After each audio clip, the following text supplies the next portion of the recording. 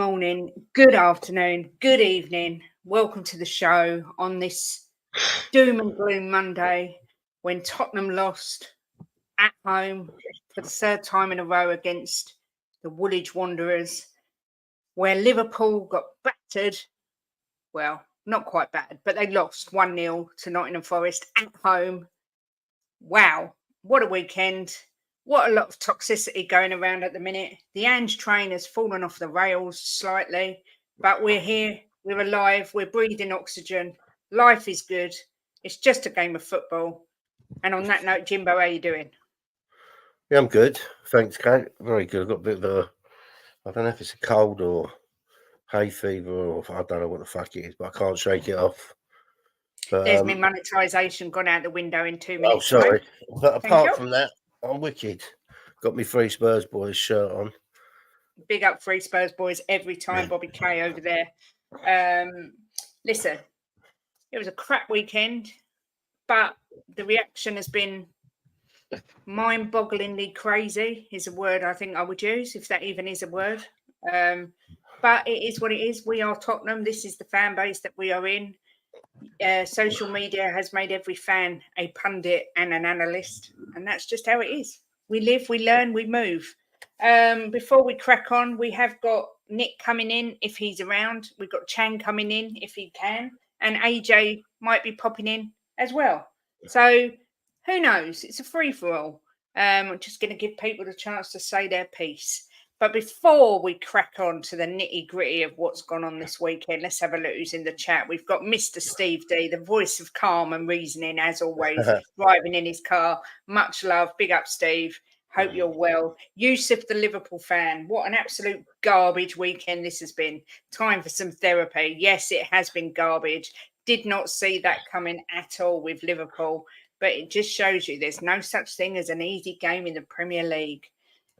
Steve D saying Arteta masterclass. Do me a favour, by the way. Yes, we will get into that, Steve. Big up Anthony Clark coming in and chirping. Big up Kate and Jimbo. 3-point lane. 3 is the magic number. Indeed, it is. Indeed. Good morning, Paul G. Hope you're well. Mr. Potatoes here. Hope you're well, sir. Good to see you. Graham, Spurs GCTV, good to see you. Shem Tan says, good afternoon, Princess Kate. Sir Jimbo, hope you're well. Kane scored 3 and Parrott scored 4 this weekend. Spurs scored none. Thanks for that, Shem. Just to cheer us all up. Big up to Wayne Bonner, who said, God damn, that game yesterday was boring. If I was at the pub instead of the stadium, I would have gone for a smoke. Our attack from wide is weak. Johnson is not good enough. We played well, though, but we need to work on the attack and hitting long goal kicks. Yeah. Joey saying, is it crazy? Listen, I've got so much, well, I'm sure like most people, I've got a lot going on in my life at the moment, and I'm sure everyone has got problems and issues. So, yeah, I think the reaction is crazy. Sometimes I do believe that people only have football in their life because of the way that they react to a match. I wish all I had to worry about in this life was Tottenham Hotspur, but, you know, each to their own, each to their own. Designed to Win says, hi, Kate, Jimbo, we were ponderous. The match was boring. George Graham back at Woolwich, yes. I've been bedbound since Friday with COVID. Never missed the North London derby until this weekend. Paul G, it's all your fault. It's because you missed it. It's your fault. It's not Angie's fault. It's your fault. Take some responsibility and get well soon. Yeah, I hope you get better soon, Paul. Yeah, Simon says, if Angie out, then who's in? You must say who's in. I completely agree with you. We will cover that. Need to work on the... Oh, yeah, I've just read that bit. Big up Steve RFC. Joey Barton says, doing the same thing over and over again and expecting different results now. That's crazy. Yes, we keep getting this definition of, what is it, lunacy or something.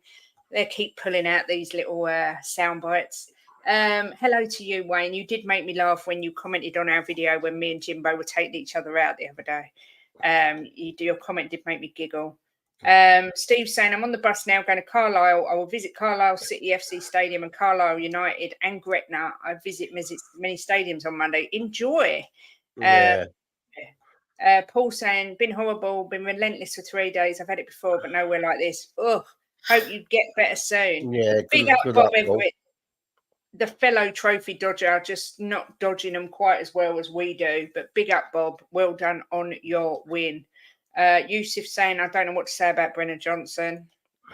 I'm going to star your question, Wayne, and we'll come back to it. I suppose the question is, if Poch didn't sign with the US, would he be front runner? Again, I'll go back to that. And bringing the legend that is Mason here, take us to the promised land called the Championship. Yes. Be careful what you wish for. Big up, AJ. How are you feeling on this fine Monday morning or afternoon? I'm good. Yesterday wasn't so good. Today I woke up. A lot of people don't get that chance. Sun shining, birds singing. It's a new day, new week. Yeah, I'm good. Good. It's a new dawn. It's a new day.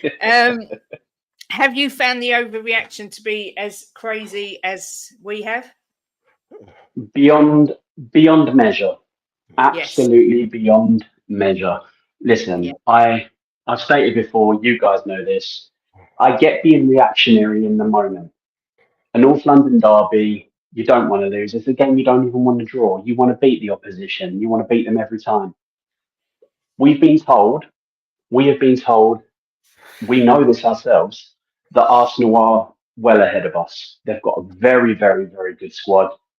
They know what they're doing. They're further on in their process. They're competing, right?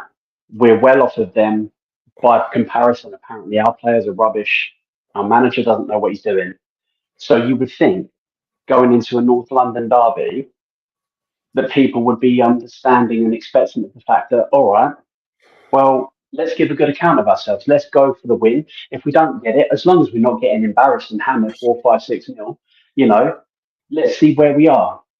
The same people that were going off their heads and are still going off their heads about the fact that we lost by 1-0 to a team that are superior to us from a set piece in which a defender made a mistake. That was it. That's the goal. That's the goal that won the game. The reaction still to that, considering we're miles off them, it doesn't marry up for me. It makes no sense. Yeah, I hear you. I mean, Jimbo, before we delve deep into the depths, I sound like David Bellamy here. What's your thoughts on the game, the reaction, the aftermath, everything? Well, I told them we matched them in a lot of areas. Their defense is a lot better than ours. They're really organised in defence. I mean, I was watching some analytics of it of some experts, and they were showing how they set up their defence and how they get back so quick, stick everyone in the box and a few outside. They're just a good defensive unit. But look, what cost us again is some fluffing around Romero and the keeper. The keeper should have come out and tried to punch it. Instead of that, he let them box him in, and Romero, was it Gabriel scored? He outmuscled him. So again, lapses in concentration. I said that the other day, that lapses in concentration is costing us. And I saw someone put I think it was you put in one of the groups, is it Angie's fault? And someone said, yeah, because he's training them. But I mean, you can train someone as much as you like. If they don't go out and do it, I mean, what can you do? I mean, if Romero had come out and they'd have put Jagusin in and we'd have lost 1-0, a lot of people would have been screaming about that. It's a hard situation, Kate, because I'm definitely not Ange out yet. I think he needs more time. But I mean, I read the groups. I don't say too much in them. But I read a lot of the groups, and a lot of the groups are saying about the players that he's bought, which I have to agree with some of them. Johnson, he just don't do it, does he? And why they brought Werner back, I don't know. But look, you know, we just got to crack on and see where we are in 6, 7, 8 games time. But I just saw someone in the chat put if we lose to Brentford and Coventry, he's on a tightrope. If we lose to Brentford and Coventry, I think he'll be sacked. Yeah, I would agree So, with that. all I right, mean, Chang. yesterday, big up Chang. I will come to you in just a minute. Yesterday, I was very emotional, as we all are after the game. I went on the terrace. I didn't go quite Henry Wright and do a full 5-minute spiel about how Ange needs to be sacked immediately, I but wasn't emotional. I was very cross. Now I know, but some people are more emotional than others, Jimbo. And I was quite emotional yesterday. I was very much Ange needs to go. However, having slept on it, I agree that I don't think you can hold Ange accountable for lapses of concentration because at the end of the day, footballers are human beings and everyone has lapses of judgment and concentration. I personally think Romero's head's been turned by Real Madrid. I think he will be gone soon and good riddance because he's let us down too many times of late. But, you know, this team are levels above us. I don't think anyone can deny that, even without Rice and Odegaard. And yet they only beat us 1-0. All this Arteta masterclass, I don't agree with that. I think they've done what a lot of teams have done. They've sat back against us and they've punished us on a set piece, which we all know we're not very good at defending. But I don't think it was a masterclass. I think that it would do us a favour, right, to take Romero out and put Jagusin in for a few games. I think it give Jagusin a lift, and I think it might give Romero a kick up the backside because I'm not. You can't blame Romero for everything this season. I mean, when we lost to Newcastle, I think he was holding the line, and Jagusin was just in front of him. If he'd have been watching the line, he would have been offside. But look, sometimes you do need to make changes to give people a kick up the backside, and that's maybe what he needs. Yeah. Chang, good to see you. Happy, is it Malaysian Independence Day today? Today is Malaysia Day, and our Independence Day was 2 weeks ago at the end of August, so it's almost like a double celebration to me. And here in Malaysia today, on a Monday, it's a bank holiday, a public holiday too at that. And I just need to get this off my chest here and now. This might sound very ludicrous, and I don't think either of you will believe me, or anyone in the chat, or anyone watching this on playback. When I went to bed last night at just before 10:30, when the game reached the hour mark, when the scores were still tied at 0-0, I went to bed, and 22 hours later, after kickoff, I still don't know how the game concluded. In my head, since we kicked off yesterday to this very moment right now, in my head it's still 0-0 because I turned the TV off, I locked off when the scores were deadlocked at 0-0 at the hour mark.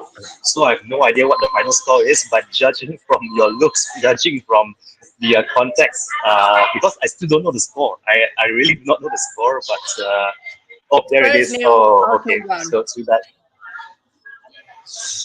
So, okay, let me just do some guesswork here now. I'm guessing that they scored because of defensive lapses. Maybe our suicidal highline got caught out, or it's either that, or maybe a set piece we considered from a set piece, possibly a free kick or even a corner. One of those probabilities. And seeing as how we couldn't reply, I think it's just Newcastle away all over again, whereby either Big Ange fails to make his substitutions early on, either he brings on the wrong substitutions even after they took the lead. By the way, may I know very quickly at what minute did they take the lead? What minute did they score the winner? Was it past the 70th minute, 80th minute? Yeah, 70 something, I think. If it's 70 minutes and Big Ange only starts making those substitutions beyond the 70 minutes, I think it's too little too late. Because when I came on at halftime with TJ Warren and Jacob over on United Spurs of America, I was asking both of them, why are we walking a tightrope with 5 yellow cards? 5 yellow cards that first half, not a single substitution immediately after halftime to try and change things around, trying to uh, avoid us trying to be too in our shell, trying to be too cautious, overly cautious, and pragmatic with our approach. And I can only hope, I really do hope that none of the players got red cards, or at least not a second yellow anyway. But seeing the scoreline here, I think it's disappointing. I have to say, losing to them lot yet again in the same calendar year at our homes at our stadium in the league. But we still have Coventry away to look forward to in midweek. Hopefully, Big Ange does the right thing this time around and feels proper team and not just his second stringers. And yeah, I guess this loss we just have to take it on the chin. And I think that's 4 points now. 4 points from 4 matches. Uh, wow. Now that I'm just getting the news of this loss, it's finally hitting me after I totally blanked everything out last night since I went to bed at 10:30. But we have to pick ourselves up. I mean, the only way forward is upwards, unless of course Big Ange himself is still very bullish with his inability to accept certain facts like the set pieces or this suicidal highlight, or maybe the inverted wing back system isn't working. Something needs to give Miss Kate and very soon too. Yeah, I agree with you. I think we've got Nick here. Nick, can you hear us? I can hear you. I'm not sure if you can hear me. We can hear you loud and clear, Nicholas. Loud and clear. I don't know how long. I don't know how long I'm gonna be able to be heard or do it because I'm on the underground using their Wi-Fi. So it's. Will you say what you want to say, Nick, and get it out of your system? Oh, and we've lost him. Well, that was a good start. Oh, yeah, that's the most sense he spoke all week. Yeah. Hey, Nick, Jim, I can still hear you, mate. I can still hear you, Jimbo. I just missed the train to just stop the so I can speak to you. So yeah. Okay. Have you missed your train, Nick? Huh? Have you missed your train? Yeah. When's the next one? Oh, a couple of minutes, probably. But I don't want to move from this spot, right? Because I've got connection. So Nick, I'm either standing here for a long time, or I'll say quickly, and then I'll jump on the train and then try and jump back on. Okay. Well, you say what you want to say first, then you can get your train. Well, look, yesterday, I think after the game, emotions are high, right? I think for me, I mean, I don't want to watch it back again, but I think I need to watch it back again to see before commenting with a bit of a cool, calm head. Obviously, I don't know if Angus is in the chat, or Matt, or Vindaloo, or Indian No, not Gooner. yet. I'm shocked at that, if I'm honest. But yeah, I just think I don't know. I don't know. Maybe it's as Jose said. I prefer not to speak now. I don't know because I just think that yes, it was disappointing. I thought we didn't after we went 1-0 down. I didn't think we showed enough fight and desire. But then again, what are we comparing ourselves to? I don't know.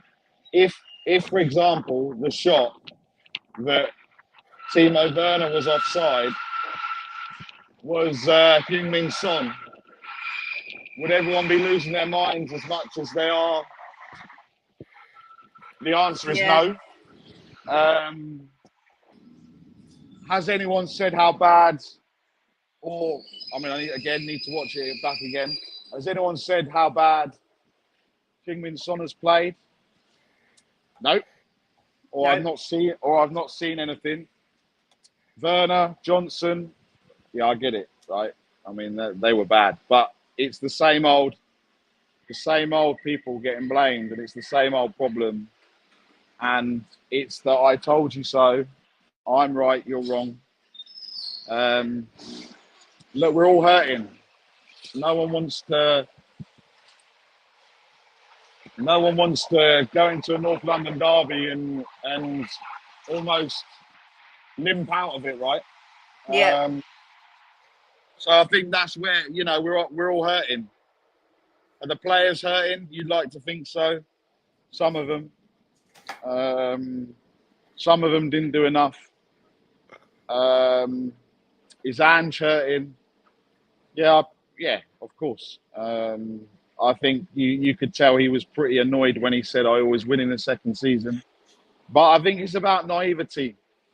And Tottenham, again, as a whole, whether that's the fans, whether that's the players, whether that's the manager, we showed a bit of naivety, thinking that we were playing, you know, we had an opportunity to play against a midfield with no Rice, no Odegaard. But Arsenal are 4 years down the line. They have a better defence.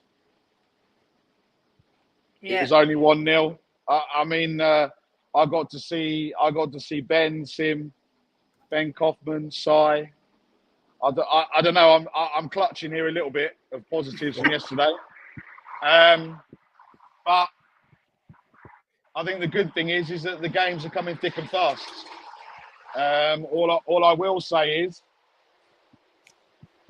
if we don't give Bergvall, if we don't give Archie Gray a chance, then why did we spend all that money on them to just sit on the bench? They probably couldn't have done any worse than yesterday. But we, you know, if we're going to play the kids against Coventry and we go out on Wednesday night, then we got Man United away, then we've got Qarabag, then we've got Brighton away. This is it could be the beginning. Look, we all know, right? We all know how this story goes. Unfortunately, the results are the results. The manager, again, that's what I mean about being naive. Ange just said the signings are on me. He didn't need to say that. And the one that's always going to stick there is the Timo Werner one, not once but twice. And we all probably hoped that it would work. It's clearly not working. So I think, look, I don't know what to feel anymore, but we need to stop. Yeah, I think this I told you so, I'm right. And people can say, who are you talking about? I'm just talking about everyone. It's I'm right one way or I'm right the other way. I'm not singling anyone out. You can say what you want to say, and look, Barry said this, so he's clearly talking about you, and that's what it means. Words can get taken out of it. I'm talking about everyone, both ways. Yeah. I told you Levy was right. I told you Levy was wrong. I told you Andrew's right. I told you Andrew's wrong. At the end of the day, we support this football club. So as much as we're hurting today, we have to get behind them. Whether they're useless, like some of them were yesterday, whether they were good. I mean, no one was good. I think we just need to get behind them. We're hurting today. We got another game on Wednesday. We have to win, and then we have to go to this is Tottenham, right? We lose to Arsenal. We'll probably play abjectly, but just win against Coventry. We'll go to Man United and get a result. So nothing surprises me. Nothing surprises me anymore. I guess that's probably the fairest I can be based on everything that's happened in the last, it's not even been 24 hours, right? So No, that summed it up pretty well, Nick, I think. I can understand why a lot of people are blaming Ange. I just think if we sack another manager, where do we go from here? It just seems like it's a vicious circle of managerial appointments. And, and I know Kuva said, why do we have to say who we would get in if we sacked Ange? But I think it's a valid question. If you want Ange sacked, I mean, Jimbo, Ben was talking in the chat this morning saying that he wants Graham Potter in. Jim, if Ange is sacked, which, to be fair, if we lose to Coventry and Brentford, there's a massive chance that will happen. Who comes in? Well, I just think to myself that I don't think it really matters who you bring in, Kate, unless we're going to give a manager time, right? Every manager that comes in, as soon as he starts losing a few games, everyone's going to want him back out. So Yeah. I just think that we've got so far with Ange, right? And we lost 1-0 to Arsenal. We was 3-0 down against Arsenal at half time last season. You know, and if you, I've rewatched the match, and we're lackluster up front. There's no argument about that. But we got to be a bit sensible, right? And have a bit of a sensible head on. Solanke hasn't had a chance to bed in yet. He played one game where he played half the game injured. He's come in against Arsenal, so we got to give him a couple of games to bed in, right? It's a good time to play him against Coventry. And we are lackluster up front. Look, I'm not going to fucking beat around the bush with Timo Werner. He's crap. Right, he looked overweight to me yesterday as well when he come on. He's not doing it, Johnson. So I mean, Ange has got to stand up and be counted for bringing them in. But is that sackable offence? You know, I don't know. But I mean, look, if you bring someone in, we've got to give them time. If we're not going to give this guy time, right, sack him tomorrow and bring Harry Potter in, right?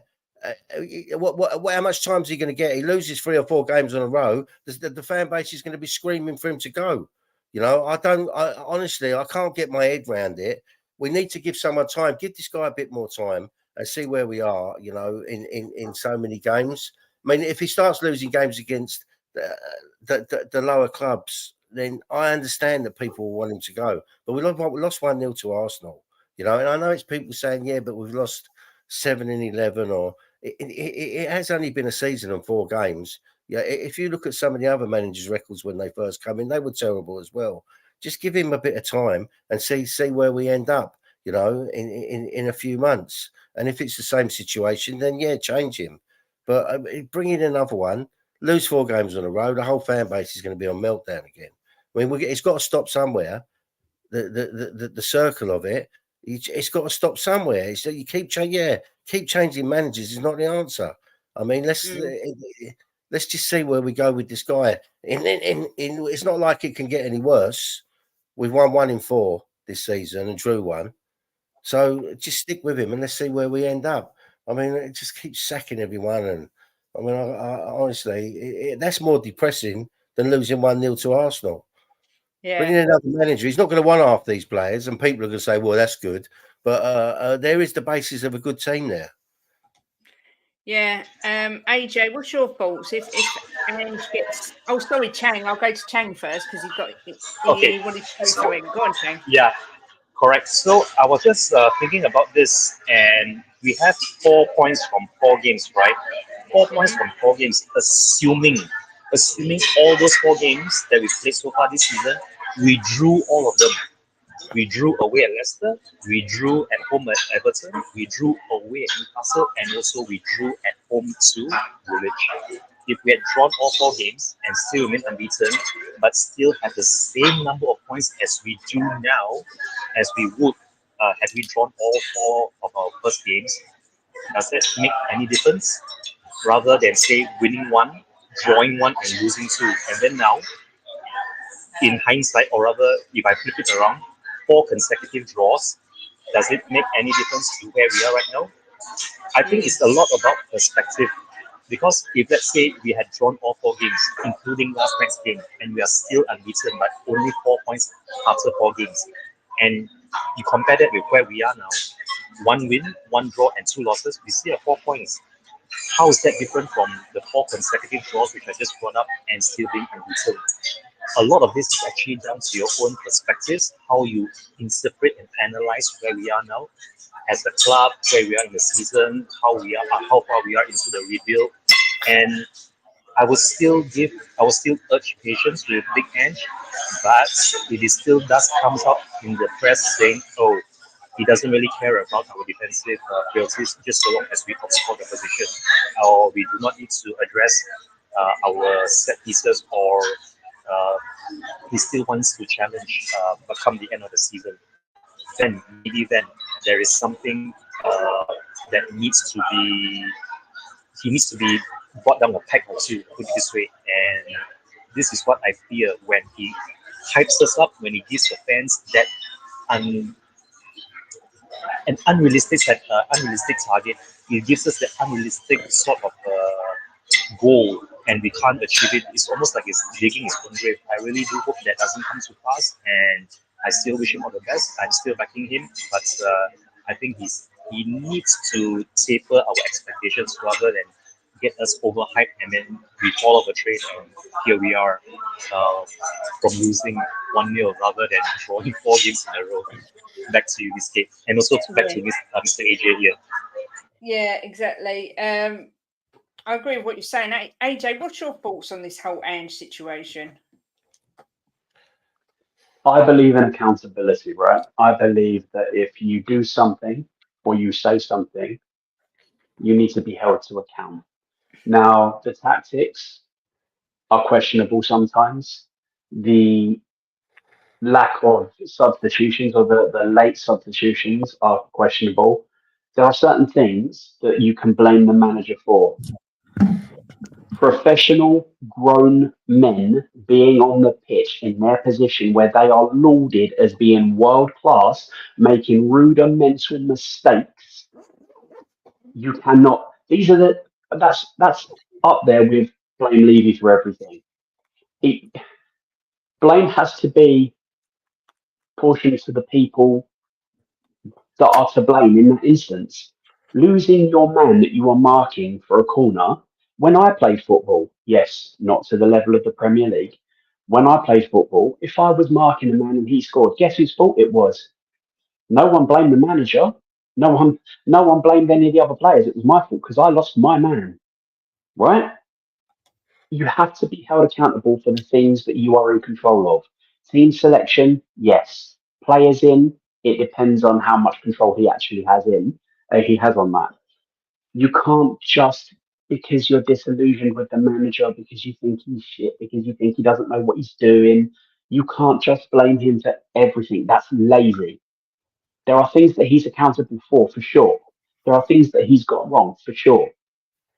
To blame him because a professional, a World Cup winner, made a mistake is absolutely insane. There's no other word for it. Son yesterday, I've said this before, Son plays very well or he plays very badly. There is no middle ground. You don't get a decent performance from Son. He's brilliant or he is poor. This was another game in which he was leading our team against our fiercest rivals. A lot of people in the chats was he even on the pitch? I'm sorry, but this man gets a pass from, not from everyone, but from a great deal. Werner, not good enough. Okay, I understood us getting him in on a loan while Son was away. I don't understand. I don't understand the logic behind getting him back in for a season. Johnson is not a starter. He isn't. He comes on the 75th minute and attacks. He's a decent player to have in that position at that time because he will get in behind a tired defence. Our wingers aren't good enough. Son is included in that. And people, because he scores a couple or he has one good game, you get everyone all over social media going, oh, in your face, you said he was washed. Guess what? He is washed. He is. Where was he yesterday? Where was our captain, our talisman? Where was he yesterday? He was among the worst performers for the team. Up there with Maddison. Maddison did nothing yesterday. Nothing. A lot of side-to-side passing. His dead ball delivery was poor. Rarely beat the first man. We were very toothless going forwards. There was no real bite. We had possession, but it was possession for possession's sake. We didn't really hurt them with it, but we controlled the game. We kept them pen back in. They scored a header from a set piece, from a mistake. Some people have even said that it was a foul on Romero. Personally, I don't think so. I think you've got to be stronger. Should Timber have still been on the pitch? Depends how you look at it. Did he go over the ball? He put his foot on top of the ball, but as Paul Merson himself said, If you put your foot on top of the ball at speed, there's only one way your foot is going to go, and that's over. And the only thing that stopped was the player's leg. That's what stopped his foot going over. So could he have been sent off for that? Possibly. But the argy-bargy between him and Vicario walks up to him and he grabs hold of Vicario by the shirt. Surely that's the second yellow card. Yeah. Surely, right? Right? It's lunacy. And how do you see how quickly, how easy the game could have been different? We put away a chance and we're in the ascendancy. They didn't batter us, they didn't outplay us, they didn't embarrass us, but it wasn't men against boys. If we'd have showed a little bit of bite, could have won that game. If Romero hadn't lost his man, for whatever reason, foul or otherwise, we wouldn't have lost that game. That's what they were restricted to, a team that's very good at set pieces against a team that are poor. And Vicario, I think he's a very good keeper. But I've not seen, I said this in one of the WhatsApp groups, I've never seen a keeper in the league, especially for us. Even David De Gea wasn't that bad when he first joined United. He looks terrified. He's flapping. His positioning's poor. I'm not a keeper, but I can see that. I'm watching that. I can see. He looks terrified every time the ball comes in. He needs to go to the gym. He needs to put on a bit of lumber because he's just getting absolutely abused from set pieces. They load the box, they surround him, and he's coming out, he's flapping, he's barely getting a touch to it. You have to be able to apportion blame where it is deserved, yeah? Ange needs to be blamed and criticised for the things he can physically sort out or do. But the players themselves, they are grown men. They are not babies. Yeah, they're grown men on that pitch. Most of them play international football as well. If you cannot put in a performance, and it goes back to the manager that he is to blame because you decided to have an off day or you're not quite up for it or you've made a mistake, I'm sorry, but that is the laziest. It just does my head in. It really does, Kate. I can't understand it. In what other walk of life is that an issue where somebody at work has an off day and the head of the company, well, you're to blame because somewhere along the line that person got hired. It's lunacy. Yeah. To be fair, I mean, I know a lot of people are saying we can't defend. I don't think our defence was that bad. Again, it was on the build-up. Jim, you said with Jacob, the main thing with this system is they need to concentrate 100% for the whole 100 minutes, however long the match is. And again, Romero switched off for that split second and cost us the goal. Yeah, I mean, can I just go back on something AJ said? The foul, I don't think was a sending off, but the spat between the goalkeeper and the Arsenal player, he booked the goalkeeper, so he should have booked the Arsenal player for grabbing 100%. But I don't think they say reactions worse, don't they? They say reactions worse. Yeah, because he reacted. I don't think the foul was a sending off, though. I think that was just a yellow card. I think that was the right decision. But yeah, it's lapses of concentration, Kate. I mean, I've rewatched the game this morning, and the defense wasn't. I mean, we limited them to chances. We really did. Yep. And they had two clear-cut chances. One they scored from, and one Martinelli bottled it. You know, I mean, can you imagine putting someone like Kane or Henry or someone like that in that position? It's in the back of the net. Mm-hmm. But we limited them to two clear-cut chances. So it's. I think it boils down to, right? It boils down to that some of our players are just not good enough. And if Ange brought them in, I mean, look, at the end of the day, what manager ever comes out and says, I didn't want him? You know, he maybe shouldn't have said, I'll take the brunt for the players because that puts it on him. You know, maybe should have kept his mouth shut like Conte did when we bought Jed Spence. I don't know, but just some of our players are not good enough. And we have got the basis of a good team there. If you look at some of our players, we have got the basis of a good team, but it still needs to be built on. And I mean, I personally, yesterday, I would have just after half time or even at half time because of the bookings we had. I would have took some players off and put the youngsters in. And the thing about the youngsters is we know Gray's a good player. We know Bergville's a good player. Who's the other kid who's been at Tottenham years? I can't think of his name. I can't think of Mikey it. Moore. Yeah, he's a good player. I mean, I would have put some of the youngsters in, and he's kept them. He's kept Lancashire, hasn't he, as well? Yeah, but he's been injured. Oh, right. But I mean, I would have stuck some youngsters in at half time or just after half time. I wouldn't have brought Timo on, right? I mean, he's come on as a sub now. The last so many times, done nothing. So he would have been the last one I brought on. And I would have just tried some youngsters, you know. He can make 5 subs. You know, why not?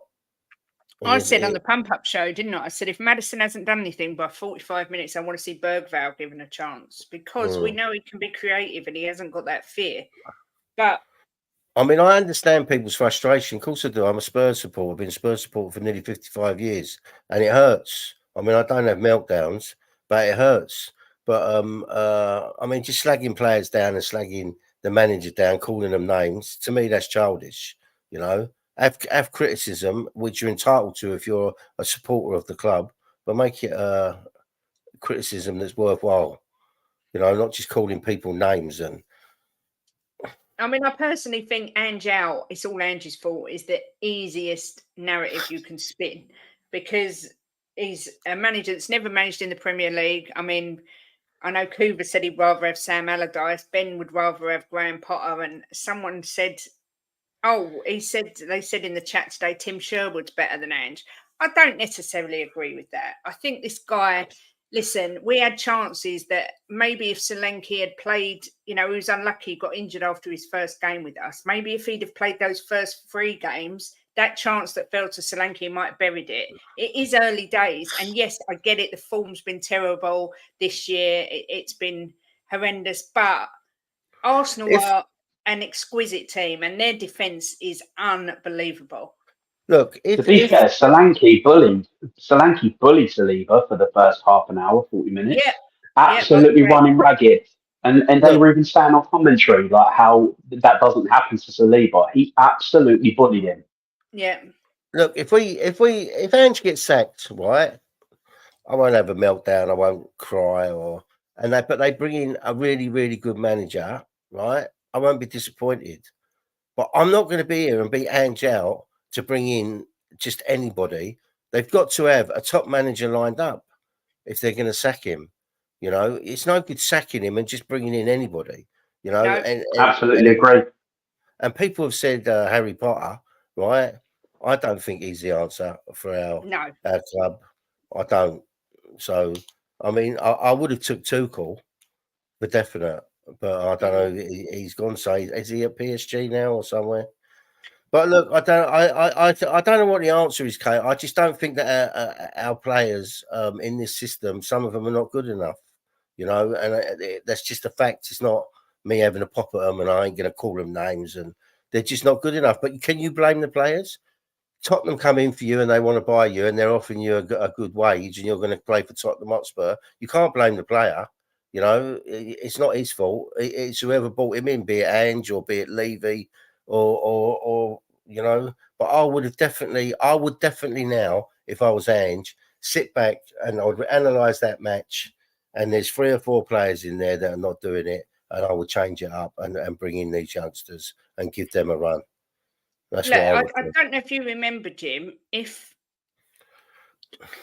12 months ago or however many months ago, we did a wedded bliss after the transfer window and we did, was it a good transfer window? And you said it was and I said it wasn't and blah, blah, blah. Yeah. This year, I kind of got deja vu because I was saying, well, it wasn't a good window because we've got the likes of Ashley Phillips, who isn't a starter.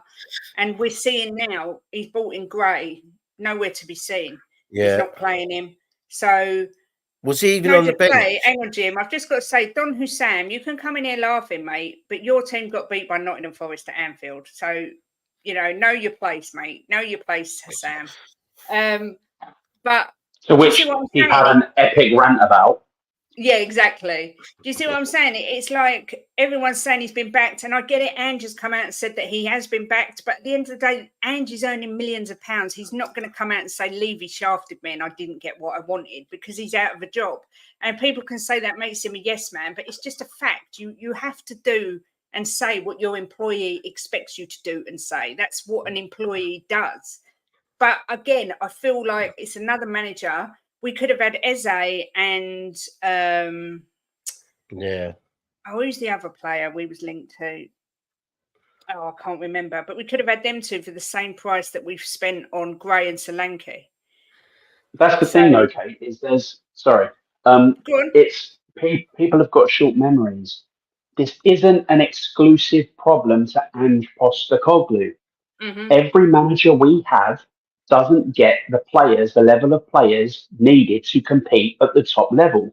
It happened under Pochettino. What happened when he had the team? He had all the bits there, assembling the final bits. He needed that final piece. He didn't get it for 2 seasons. We weren't allowed to sign anybody. Under Conte didn't get the players that he wanted. World-class manager, by the way, who wins everywhere, didn't win at Spurs. Jose Mourinho didn't get the players he wanted. Guess what? Didn't win at Spurs. What serial winner, right? But people are acting like this is something exclusive to only Ange Postecoglou. Engage your brain before you have a meltdown because he's Australian, because he hasn't done it in the Premier League. It's lunacy. Tottenham Hotspur have not, yes, they throw money around, but not in the right way. They want deals done the way they want to do them. And when you're buying players, the top quality players to compete at the top end, you need to start spending the big bucks. You need to be laying money outright instead of going, well, we'll do it over 7 seasons. It's stupid. Managers fail at Tottenham. Yeah, managers, plural, fail at Tottenham. Why do they fail? Are we led to believe that this is only because Ange doesn't know what he's doing? What about Conte? What did Conte win? What did Mourinho win? Yes, okay, Mourinho was sat before a final, but as we've seen, not just with Tottenham, with many other teams around the world throughout time, just because you get to a final doesn't mean you're going to win it. It's a problem that runs through our club. And as I said earlier, blame needs to be portioned towards the people that are to blame in that particular area. Blaming the manager for every transfer coming in that doesn't work out is ludicrous. Blaming Daniel Levy for players not performing on the pitch is ludicrous. You have to say, this is what you're in control of. We're not performing, you're to blame.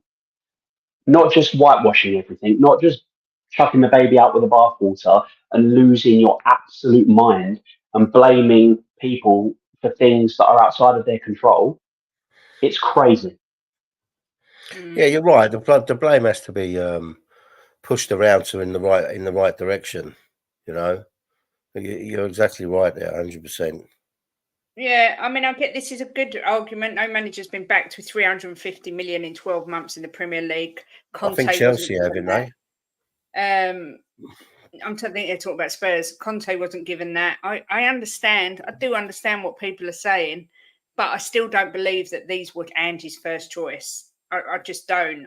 But I mean, if I'm wrong and Brennan Johnson's was Ange's first choice, this guy literally, I don't know what he ever saw in Brennan Johnson. I saw him play a couple of games with Forest and thought he looked decent, but £47 million was it we paid for this guy? And although he wasn't the worst player on the pitch yesterday, he just doesn't look capable. He doesn't look a £50 million player, that's for sure. No, I wouldn't give 50 quid for him, to be fair. I mean, Kuva has said here, Ange has also said he doesn't say anything he doesn't believe. Both things can't be true, but they can, Kuva. If I'm being paid $5 million a year, let's just say as an example, and I've asked for certain players and I've been told I can't get them, but I can have these players who are on the list, but they're 10th on my list, not first. And then my boss says to me, you've got to go in front of the media and say that these are your players and they were your choices. But you've also got to convince them by saying, you know, I everything I say I believe in. I'm going to do it because I'm earning 5 million a year. So yeah, both things can be true. And I believe all managers are yes men. There was an article in the paper or on a stream about managers being called yes men, and it said every single manager is a yes man, especially when they're establishing themselves in management, because they're paid to say what they're told, you know. And if that makes people lose their respect for Ange Postecoglou, then so be it. But that's how it is. I mean, Chang, what do you make of this whole yes men thing? I'm going to try to put a different spin on this yes man by putting myself in that position of being a yes man in my construction firm, if I can do that. And I think it's not only in football or sports or even anywhere else in the world as far as careers or jobs go. All of us are yes men to someone or some company or some entity in some form or another, just so that people like us, the working class, we can put food on our plates for our families. And for me, being a yes man to my company, anytime there is a structural catastrophe, anytime there is what do you call this, an accidental mishap or even a problem, just so to speak, at construction site, I'm the first one to be called in because I have to be the yes man for my company, and I have to own up that things didn't go the way they were. Oh, Chang's gone. AJ, I'll come to you. What do you believe with this yes men business? As Shane was saying, we all at some point in our life, whether we want to think we're really badass renegades and we don't take shit from anyone, and we're all, if you have ever had a job, you have been a yes man to a degree because your boss wants you to do something, who pays you money so that you can live. You're going to go, no, mate, I don't do that. I do what I want. Shut up, grow up. It doesn't happen. All right. Because if it does happen, you're unemployed and you go and look for a new job. And guess what? When you get in a reference and they ask your old employer, what's this guy like to work with? He's an arsehole. I'd asked him to do something and he was like, I ain't having any of that, son. On your bike, mate. Grow up. And can I just address something that I saw a comment? Yeah. Fiona, I think, who asked, is AJ saying that the manager isn't to blame for the tactics? I didn't say any such thing. Nothing of the sort came out of my mouth. What I said was that the manager, the chairman, the owners cannot be blamed for an individual's mistakes, especially one that's considered world class, a World Cup winning defender. If he is making mistakes in matches, yes, you could drop him, but if you drop him, do we have somebody of his quality? For the most part, Romero is a top quality defender, but he has made errors in games. From what I've seen this season, at least three that have led to goals. The manager cannot wet nurse and baby these players on the pitch. The manager manages the players' play. If you're a grown man and you can't take ownership of your own performances and you want to scapegoat other people and say, oh, yeah, it was this, it was that, and people want to start blaming the manager, I'm sorry. Everybody is to blame for what they are to blame for. That simple. Yeah. Can I just Paddy put a message in there about we buy players to sell on. Can you put it up? Yeah. That really made me laugh. Spurs buy players with a view of selling in the future. They never buy players for now that can push us up a level. Well, Paddy, I have to say they're not very good at it, mate. No, they're not. But that is that is what they do. They don't. Yeah, but they're not very good at it, Kate. It's like the Ivan Toney argument. They would never have bought him because they had no sell-on value because he's coming to the end of his career. Yeah.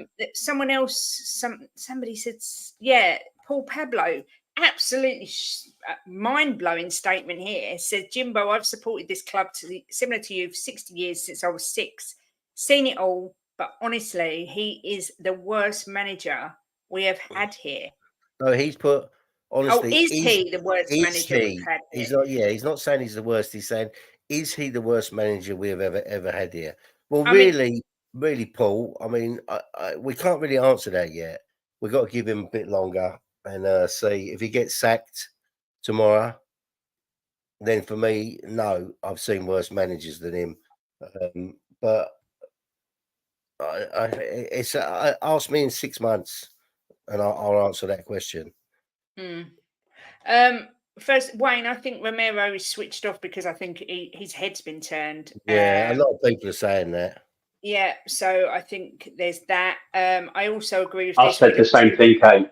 Yeah, we look toothless in attack. I do think we've got to give, I was going to say Sri Lanka a little bit of time to gel into the team. Lisa said, in the World Cup, winning players cost us goals. Does he lose concentration and switch off when he plays for Argentina? No, much like not at all. Chang, big up, sends a super chat, says, my sincere apologies, Wi-Fi ran out of mobile data. No problem, Chang. He really has gone back to say yes to his boss. Paddy says, look back at the managers we have had in the past. Angie's by far not the worst. What else has been said? Big up, Nippon. Good to see you. Paddy's right. You've bought Solanke at age 27. He bangs 20 goals for you this season. Bangs a few next year. A club will give you 60, 70 million and you'll get your money back. You're right. Yeah. Gross, Ramos, Santini, never took to them. They're not Spurs managers. No, I've not been getting grief. You're all right. Big up, Chelsea boy. I've starred a few comments, so let me go through them. How long have we got? What do you think the main problems were yesterday, Jimbo? A lack of concentration and lack of bite up front. I mean, we've got to learn. I mean, we've been saying it for a while now. You know, everybody thinks that I just like sugarcoat everything with Spurs, which I don't, Kate. You and me talk after games and that. I just back my club, and I don't just fucking call people names and slag everyone down, right? I try and make it the criticism worthwhile. Lack of bite up front, right? Definitely, players not good enough in the attack, in the midfield. Not good enough. Should have made changes. I thought the defense did well, apart from the as I said, they had two clear-cut chances. One Martinelli bottled, and the other one they scored. So I'm not disappointed in defense. I think your doggy is still a bit behind the pace. I don't think he's back to his normal self at the minute for some reason. He seems leggy. Yeah, he does. He seems a bit leggy. There's problems there, but I don't think it's problems that can't get sorted out. But I think a massive part of it, Kate, is he has to start like not playing players and putting other players in. You know, putting some of the youngsters in, like leaving Romero and putting Dragusin in. Look, for me, Werner wouldn't even be on the bench, right? He's had a few chances now to come on and show what he can do. He just looks like he doesn't even look like a Premiership player. Right, but Johnson. Can I just stop you right there and just ask you, do you think because of the money we're paying this guy in wages that Levy, who we all know can't help but get himself involved, is saying to Ange, you have to play this guy? No, I don't, because I'm putting myself in his shoes. If I was the manager and someone said to me, my boss said to me, you have to play him, I would say, no, he's not good enough. If you want this club to go forward, playing him is not the way. I'm sorry, if you're paying him that wage, there's nothing I can do about that, but he's not getting in on. Or that's what I would do. I mean, I wouldn't play him. I wouldn't give a shit how much money I was being paid, and I would not play Werner. I think that Ange hasn't learned with Johnson that he's a better impact player. So I wouldn't have started him. I did say to you when we was on We Are Tottenham TV, I wouldn't start him, right? Mm-hmm. But Ange will. I knew he would. Right, yeah. I wouldn't have started him, and I would have made changes at half time. I don't think there's massive. I don't think the problems are huge. I think they can be sorted, but Ange has got to take a look at himself in the mirror and stop being so stubborn, right? And he's got to make changes quicker. And he's got to use these youngsters. We've got a game against Coventry coming up, right? If he plays the youngsters. Well, I want to see Solanke in there because he needs game time. If he plays the youngsters and we lose, right, I won't be like massively disappointed. But if he plays this same team and we lose, I'll be fuming. So he's got to he's got to take a look at himself and think, if this ain't working, I need to do some changes here. I need to make some tweaks. And I mean, it's hard. It's hard, Kate, because we don't know what's happening in the background as well.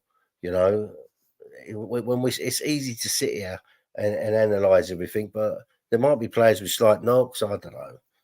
But it's frustrating to watch, you know, but I just try to handle it in a different way than a lot of people. Yeah.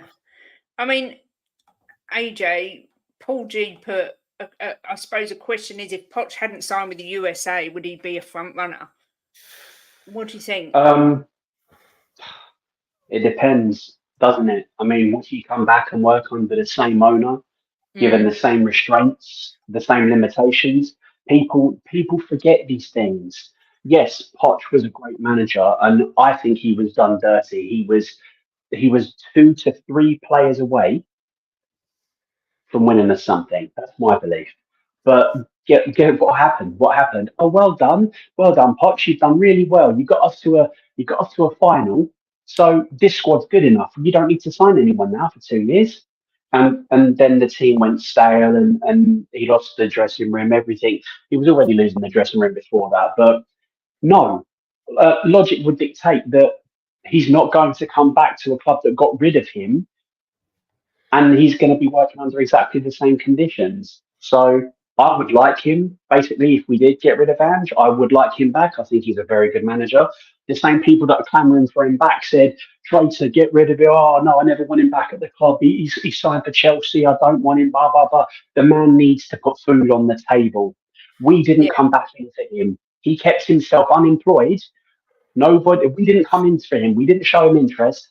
Chelsea did. What's the man meant to do? Starve, not provide for his family, not pay his mortgage.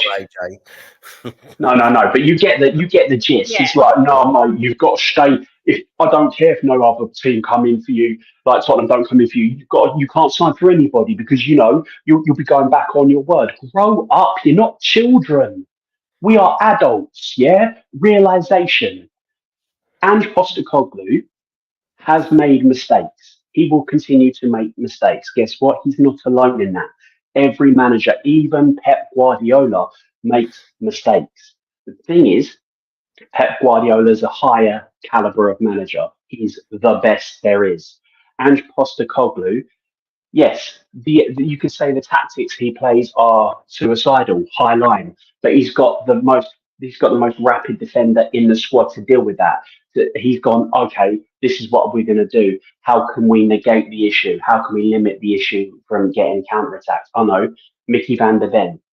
What I would do, I wouldn't invert both fullbacks. Yeah. I'd invert Porro because Porro's the better footballer.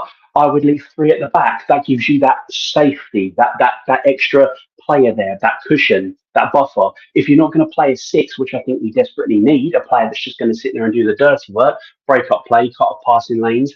If we're not going to do that, drop to a back 3. Let Porro go and join up. Then the people who go, oh, but Maddison, he's really good, but he gets crowded out. The best players find space, right? But if that is an issue, play 3 at the back, push Porro up. Guess what? It frees up room for Maddison because he hasn't got a fullback either side of him. He hasn't then got to come looking for the ball. Ange isn't completely blameless. I'm not saying that he is. I'm not saying that everyone else is to blame, but Ange is amazing. I'm saying that everybody is to be held accountable. Son, why am I not hearing about Son? Why are people not blaming our captain? Yeah, there is people. There is people, AJ, blaming Son. There are some. There are some, but it's all about how Andrews. We lost by 1-0 from a set piece. Where was Son, our leader? Once again, another player that for his country absolutely leads by example, laser focused, wants to put in 100%. And for Tottenham, it depends what side of the bed he gets out of. I'm sorry, Son is not the player he was. He hasn't got that searing pace anymore. He's slowing down. It happens. I don't hate on him. I don't want him sold. I don't think he should be put out to pasture. But he's got to understand that Ange needs to go, you know what, Son? You're not doing it. You're not performing. One performance in 6 or 7 games isn't good enough. you're on the bench. Romero, great defender, but your lapses in concentration have costed us 3 goals. So guess what? You're on the bench. These players need a reality check. They need a reality check. They need a slap around the face. They need a stint on the bench. And they need to understand that they are not the be all and end all. The club, Tottenham Hotspur, the badge, the crest on the front is more important and will always be more important than any name on the back or any name sat in the dugout. That's what's more important. So, whilst he is here, let's stop the witch hunt. Let's stop trying to blame him. Oh, I fell over when I got out of bed this morning. Must be Ange Postecoglou's fault. I missed my bus. Ange Postecoglou's to blame. It's stupid. Yes, hold him accountable for what he does wrong. But whilst he is the manager of this football club, instead of being vile and hate and just get behind him. Just support him, support your club. The thing is, right, is he does have to take a look at himself in the mirror, and he has to tell himself, well, this is not working. If you keep putting your 100%. If you keep putting your hand in a cage and you get bit by a snake or a rat or whatever, and you keep doing it, right, then you're an idiot. So he's got to look at himself in the mirror and think, right, this ain't working, that ain't working. I need to change it. You know, so exactly. He's far too stubborn. Too stubborn. Everybody needs a plan B. You need a plan B. I'm in a place now where if he goes, if they sack him and they bring in someone that is really worthwhile, I won't be disappointed. All right. But until then, I've got to back him, because you can't just bring anybody in. You know, it's got to be the right fit. So, and I was asking in groups today. I mean, it was a sensible question. Who are we going to bring in? You know, that's it, Jim. That's exactly it, Jim. And Harry Potter. But I don't feel that's exactly it. I don't really think Sam Allardyce is the answer, and I don't think Potter's a fit for Tottenham. So the experts that know and say that we should sack our manager offer no alternative.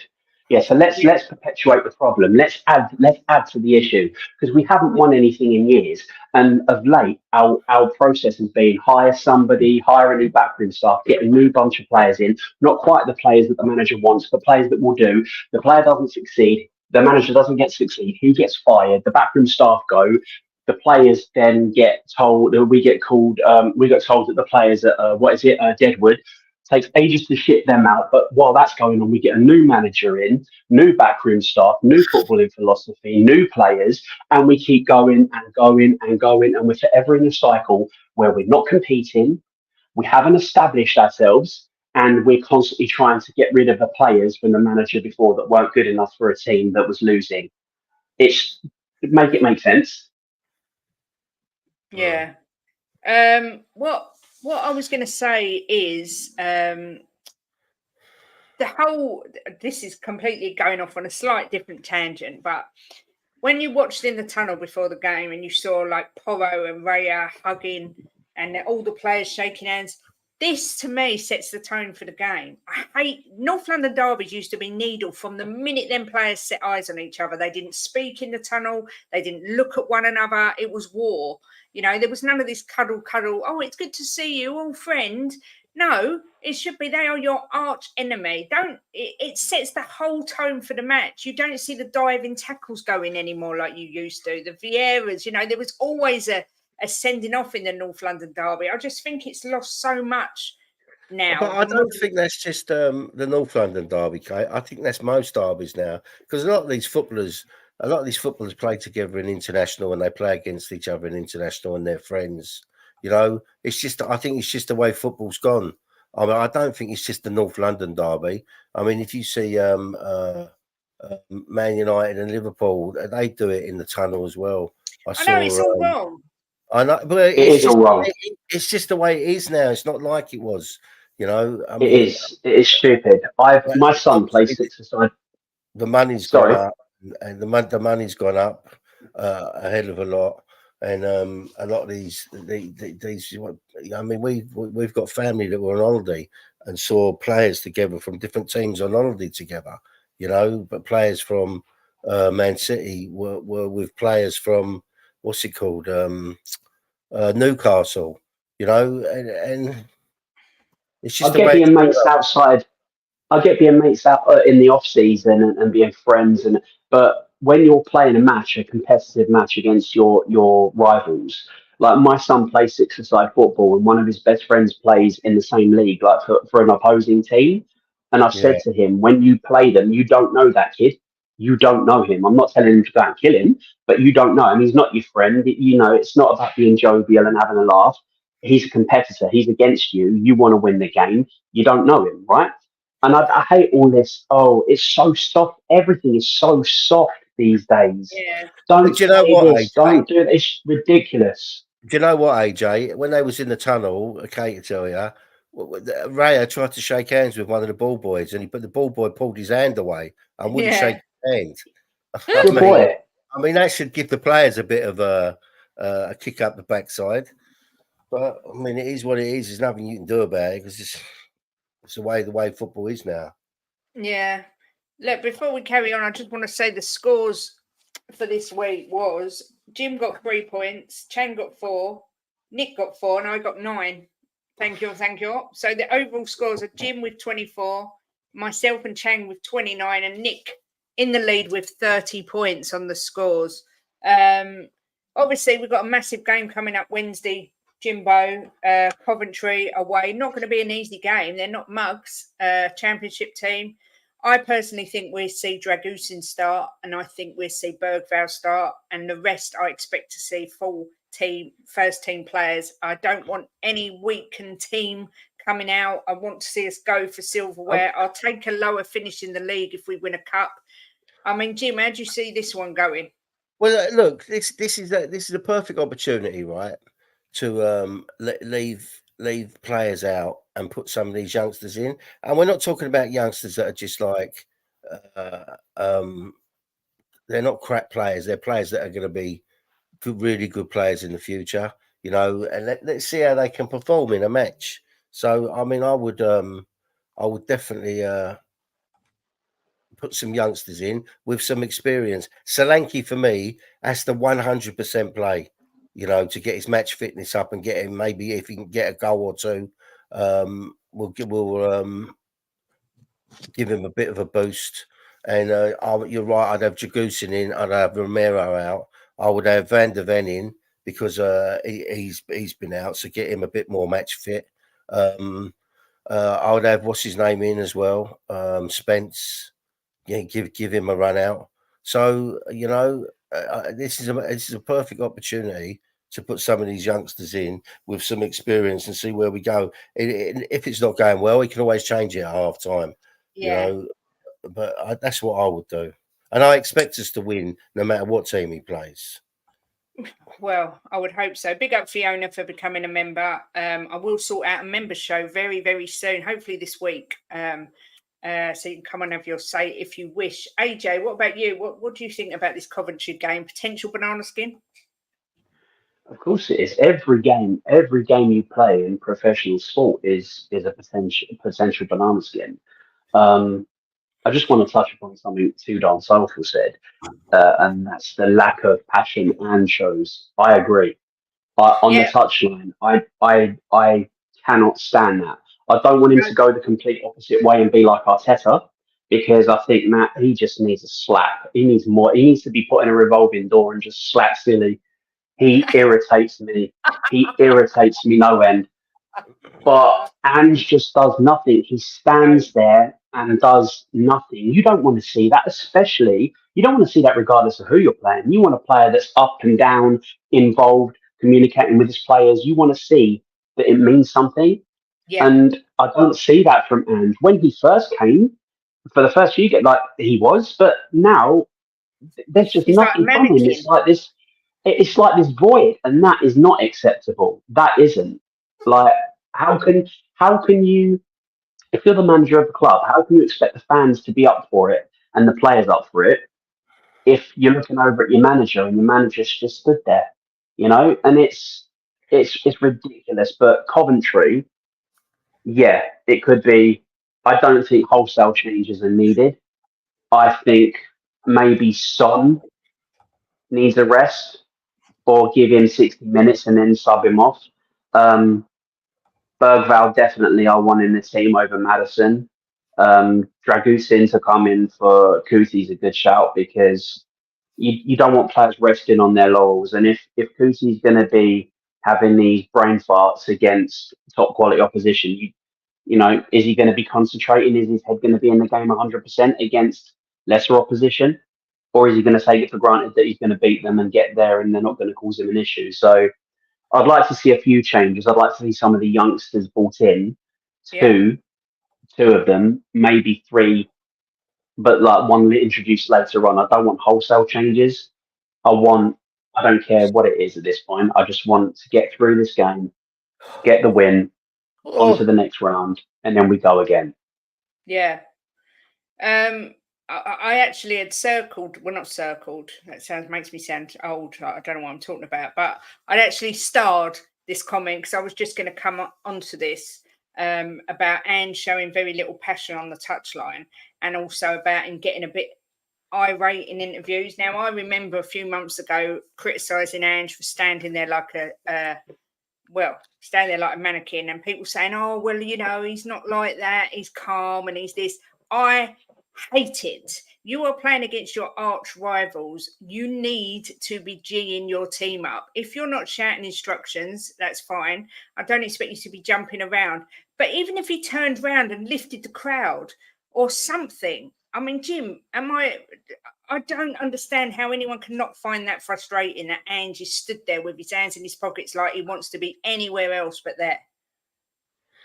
Yeah, I mean, I don't know what to say to that. I mean, he did say that he's not a screamer and shouter on the sideline.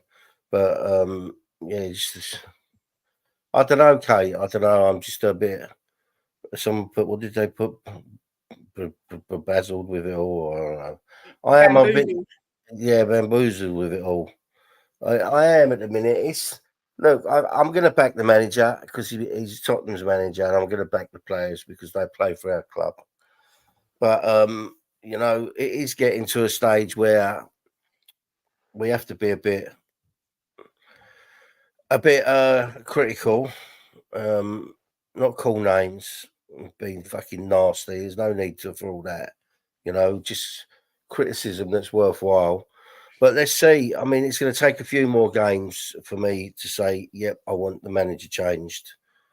And where we go. But he did look yesterday. I did watch him on the sideline. He had his fingers, he had his hands in his pocket, and it looked like he was thinking, what the fuck have I done? That's what it looked like. Have you also noticed that a sure sign that managers normally right before they get sacked, he was very snappy. He's not as jovial, or it is what it is, mate, and all this in his interview. He was very narky. He's probably frustrated, Kate. Like the fans. You know, he's probably frustrated like the fans are frustrated. Well, yeah, I mean, I believe as with every manager we've had, there are limitations. I don't think any manager we've had in the last since Enoch and Levy, since the last 23, 24 years, I don't think any manager has had free rein to manage the club the way they want to. I think every manager has had limitations on them, more limitations than other managers from other teams get, because Levy and co just want to be involved in everything. We've seen this. We know this to be true. So you want to see more from your manager. Like, the passion needs to be there, and it isn't. I'm not going to sit here and go, oh yes, like, I don't like that. Watching him just static on the sideline like he's doing the mannequin challenge, I hate it. Like, you want what? And Angus said something about, oh, how should Arteta act? Not like a clown. If he wants to clown around, go join the circus. And go join go join a reality TV show. I hear Salt Bay wants to feed him more meat or something along the lines. Maybe he can go and do that. But if you want to be a clown, go elsewhere. Be a manager, manage your team. Stop acting like a pompous, arrogant, bratty little child. Yeah. So Arteta, anywhere, I tell you what, somewhere in between Arteta and Postecoglou would be absolutely amazing. Yeah, I did like Conte's passion on the side of like on the touchline, but he did always look like he was going to have a heart attack, so it made me a little bit nervous. But yeah, it is. It's a classic sign when they start being bad in sort of press conferences and things. Dan E has said, "Do any of you three honestly think Ange will be here by Christmas?" And Kate, you're right. He does F-all as well. Might as well have a Foster's. Yeah. Jim, is Ange here by Christmas? Can't answer that question, Kate. It depends on results. What does your guts tell you? My gut tells me, yeah, that we're turning it around. Okay. AJ, is Ange here by Christmas? If results don't change and change drastically, then no, he'll be gone. You can't have, regardless of how you're doing it, regardless of whether it's a project and you're buying in kits to build towards something, or you're buying in ready-made players and trying to compete now. The end result, the goal is to compete, to be competitive, to win something, to be challenging. And we're way off that at the moment. We've played 4 games and we've got 4 points. We've got 2 losses. Yes, they're against decent teams, but still, in your first 4 games, that's not where you want to be. If results don't improve dramatically, then yes, I see him getting fired. Yeah, I mean, for me, I don't think he'll be here by Christmas because I think the rumblings are there. The fans are starting to turn. If we do happen to lose against Coventry and Brentford, I think that'll be him done. But I do think he will last till what month we're in September? I'm going around November time. I just, unless he is prepared to change his tactics and drop this high line and these 2 inverted fullbacks, I just don't think he'll last. And I'm not saying that I believe that's necessarily the right decision because I still think he needs time. But in modern day football, you do not get time, especially at clubs Importantly, though, if we do sack him, if that is on the cards, I want there to be a plan. I don't want any of this. We'll sack him. Mason can take charge, or Jedinak, or whoever, and then we'll stumble our way through the next 3-4 months before we line up. If they are going to make the decision to pull the trigger and get him gone, then that's their prerogative. That's their decision to make. But have a plan. Have something in place. Yeah. Know who your man is. Know that you're getting him in. Have a clear vision. Have a plan. We can't afford to just sack the manager for sacking his sake and then deal with the aftermath and then try to find who we're going to find as our next manager. There needs to be some clear idea of what's happening and a plan in place before that happens. Yeah. Also, I'm not entirely sure where we're going with the signings we've brought in. It kind of half looks like a Project Youth and half not. But I think if we're going down this youth route, we need a project manager. And this is exactly why I've said Poch. For me, that's what his forte is, bringing on youngsters. But obviously, he's gone to the US now. Someone said Glasner. He was brilliant last season. He's been crap so far this season. But then they've lost the likes of Elise, Crystal Palace. Joey Barton said Amorim from Sporting Lisbon. There are managers out there, but there's not a great selection. Like Danny, like you, Jim, said Tuchel, he's free, would suit our first 11. I know it's another Conte, but it'll do a lot better than Ange. Yeah, Sorry, is Tuchel not at PSG? I thought he was, or is he? I don't know if he's working at the minute. Sorry to interrupt, Kate. No, he's I like not there. Tuchel. Oh, all right. I like Tuchel. Yeah, I like him, and I think he's a superb manager. But what I will say, he's not a manager that project builds. He's a manager that stays at clubs for a couple of years. So he might get us a cup and then bugger off. But I don't know what the answer is. I think Sean Dyche is going to be available soon. Oh, stop it, AJ. Do you know the thing is, Kate? The thing is, right? This is where I stand, right? Do not sack Ange unless you have a really good manager lined up to come in. Don't put Mason in charge, and don't just pick someone out. You know, like Levy has done before. Nuno, you know, he was a last resort, to be fair. Yeah, do it the right way. Don't do it the wrong way. You better leave an Ange in, and then doing that. So the Um, thing is with Tuchel, right? The thing I like about Tuchel is he doesn't take any shit from his players. You know, he's hard on his players, and I think a manager has to be hard on their players in this day and age. You know, yeah, it's too easy for them to get soft. I think Tottenham have got quite a soft underbelly from on the pitch Yeah. and off the pitch, and I think maybe that needs to change. If we get Southgate, I might even give up. I still think Southgate's going to go to Manchester United, like Nick said. I think that's a possibility. But I mean, look, Graham Potter and Tuchel, David Moyes, no thank you. But you could tempt away Glasner. David I mean, Moyes. Destiny 5 said Poch would leave the USA for us. There are managers we could probably get if we wanted, but Thomas Frank, another one. I don't know, but it would be Ryan Mason for months. The thing is, Kate, at this stage of the season, 4 games in, it's harder to get a manager out of a club. I think when clubs just starting, especially if they're doing well, and obviously you want a manager that's with a club that they're doing well. So really, the only one is Tuchel. I don't think for a second Graham Potter is the answer. And whether you believe he would do better than Ange, he might well do, but I still don't want him at my club. I can't stand him.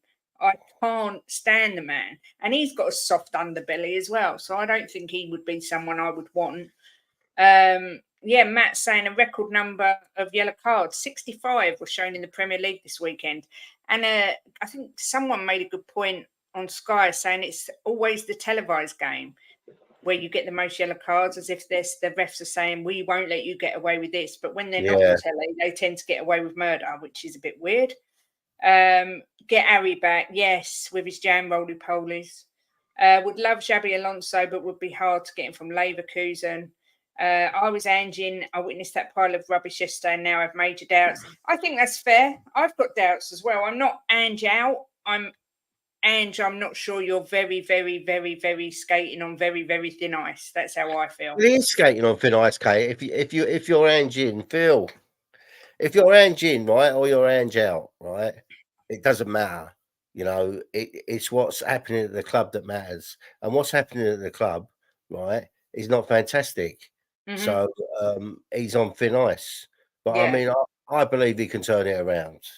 So a lot of people don't think he can. But that's some people's different opinion.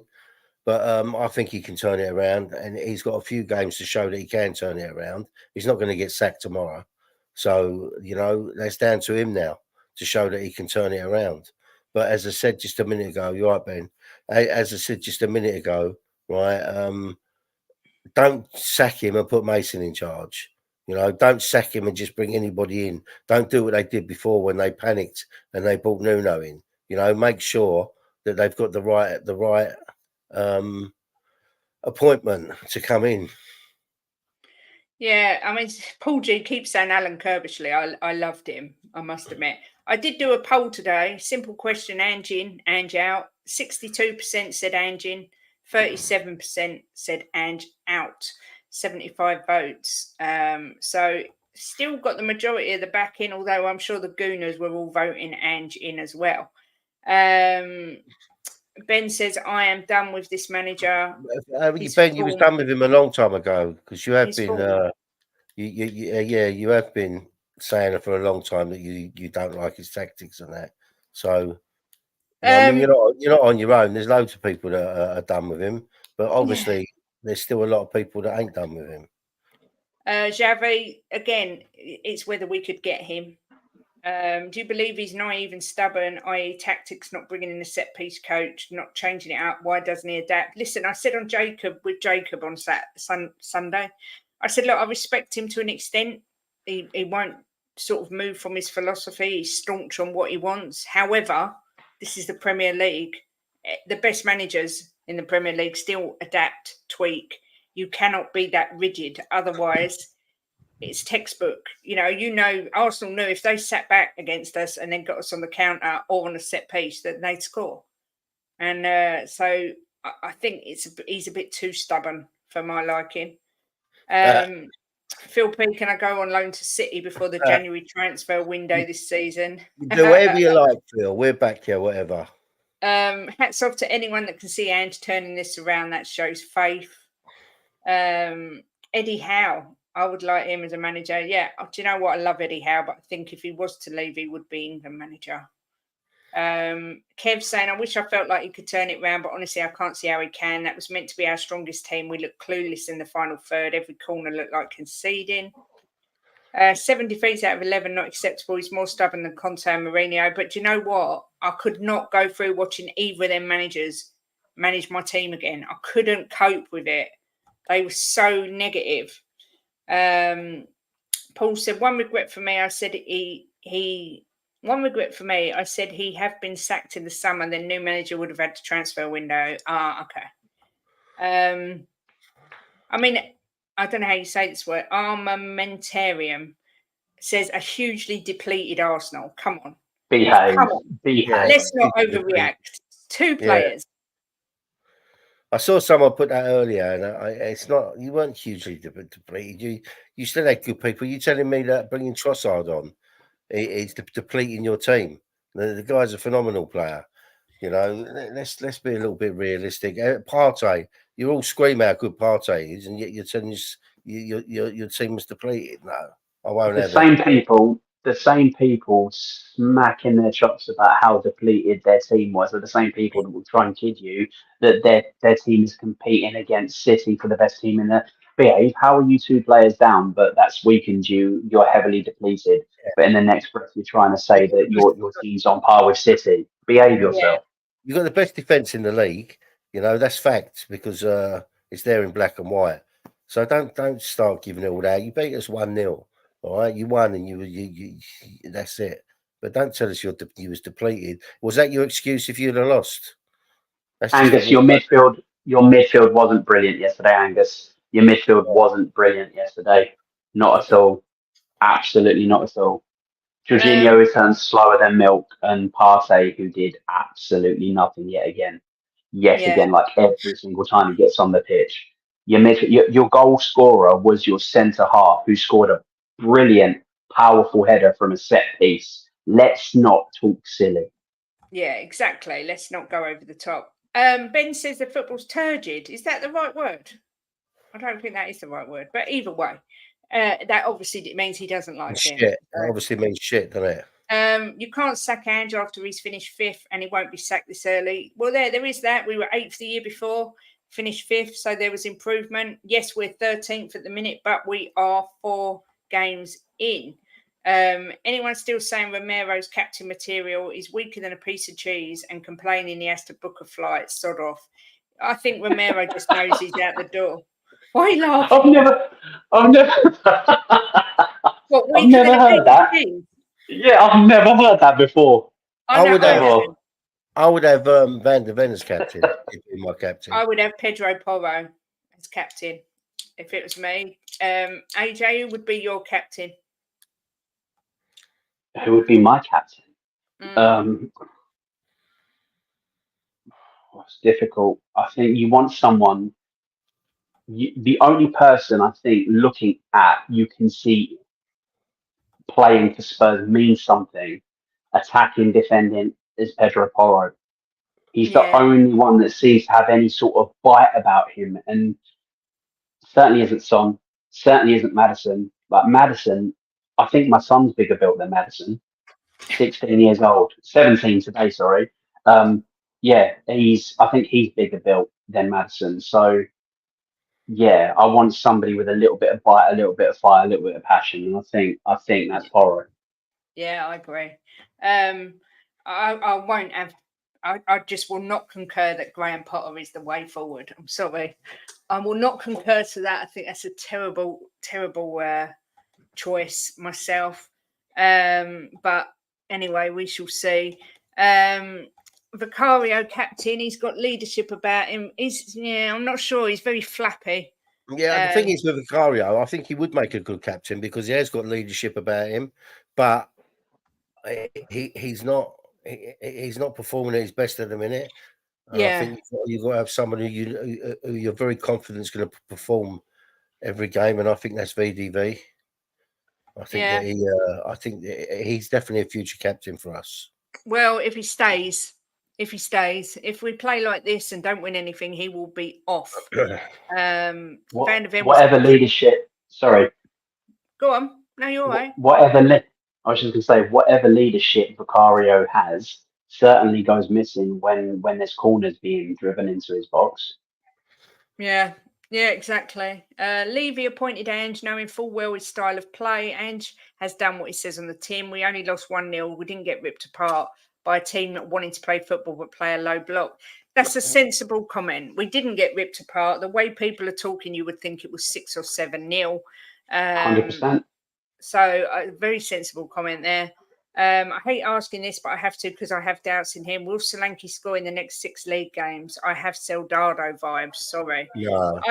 I think he will. I don't have those vibes with him. I think this guy is going to do well for us. I think he just needs to settle in. Jim, his hold up play is excellent, Kate. Yeah. Yeah, I'm not worried about Solanke one bit. He needs to get a run. He's been unlucky, and he played after the Leicester game. He had a knock, and he come back in the North London derby, probably one of the hardest games he could have come back to. So I'm not worried about him one bit. I think he's going to fit in well. What about you, AJ? Do you think Solanke's the man? I think he's going to score. I think he's going to finish the season with between 15 and 20 goal assists this season. Against Leicester, he was in all the right places. He just wasn't sharp enough. But he was pressing. He was finding space. He was making all the right runs. And against Arsenal, I mean, he should have scored. That chance that comes, he should have at least been testing a goalkeeper. Yeah. He took a touch and he allowed the defender to get back and smother it. But he absolutely bullied Saliba in the first 35, 40 minutes. Absolutely, like Saliba had his hands full. And then that was about as much attacking intent as we showed. Like you can't, if you've got a striker, you've got a target man. They are only as good as the balls going into them and the supply coming to them, right? If you're not supplying them, if you're not putting the balls forward for them, if he's had 10 chances and missed every single one of them, then you can go, it's terrible, isn't he? He's not very good. If he isn't even getting the chances because the team aren't good enough, the team aren't attacking, they're not as much of a threat, then the striker can't be held accountable for that, can he? I think 15 to 20 goal and assists this season. I think that's a decent return for his first season in a new team. Yeah, I agree with you. I think Solanke's going to be all right. Big up, David Shear. Good to see you, sir. Hope you're well.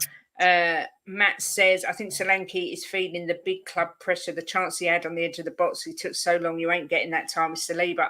I don't think it's the big club pressure. I think it's merely that he played one game for us and then he got injured and he's just come back. So he's a bit rusty.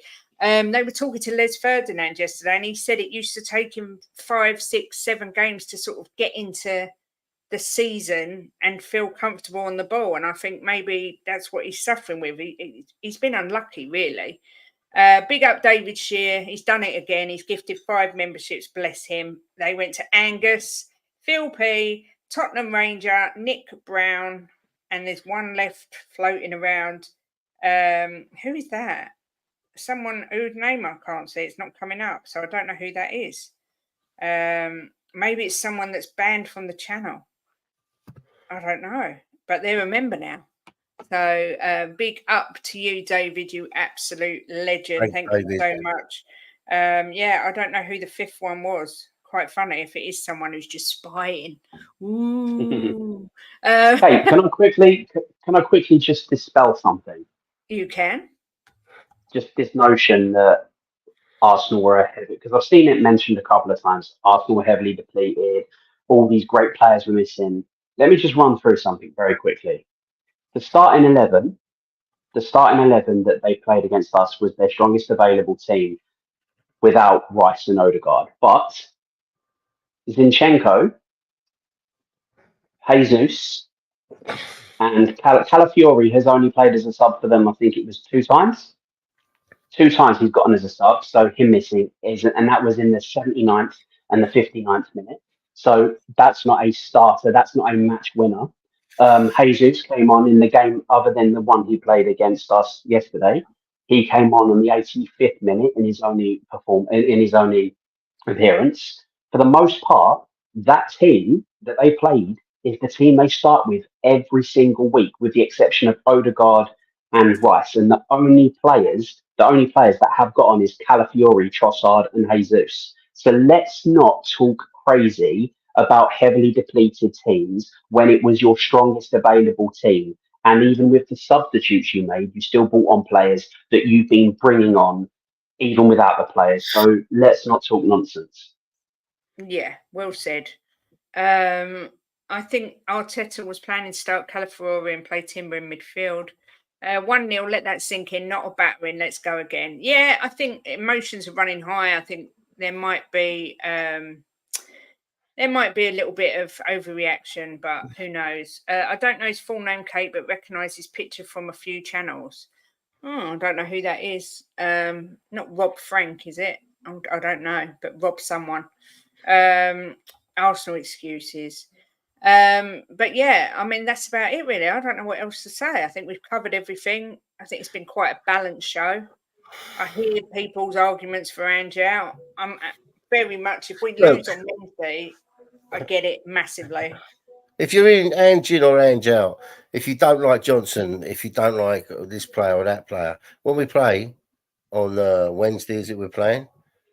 Get behind them and support them, and the same against Brentford. You know, that's what I say. Have your faults. You know, there's nothing wrong with saying you don't want Ange as your manager. Don't call him names and be a twat, right?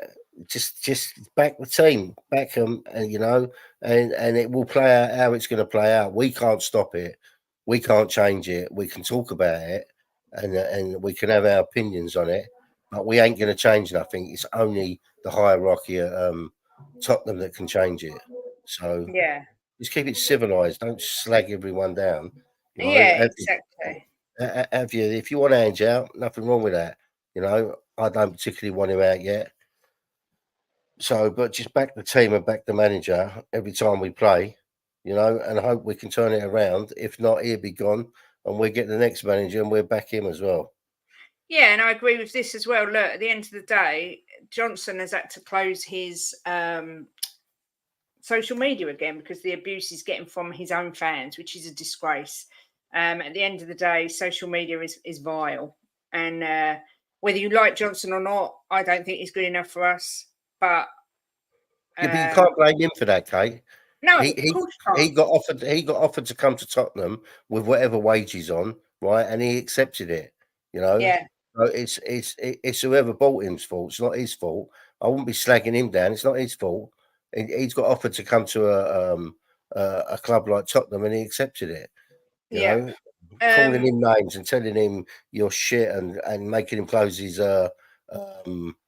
accounts, whatever it was on. It's not right. I'm sorry. It's just not.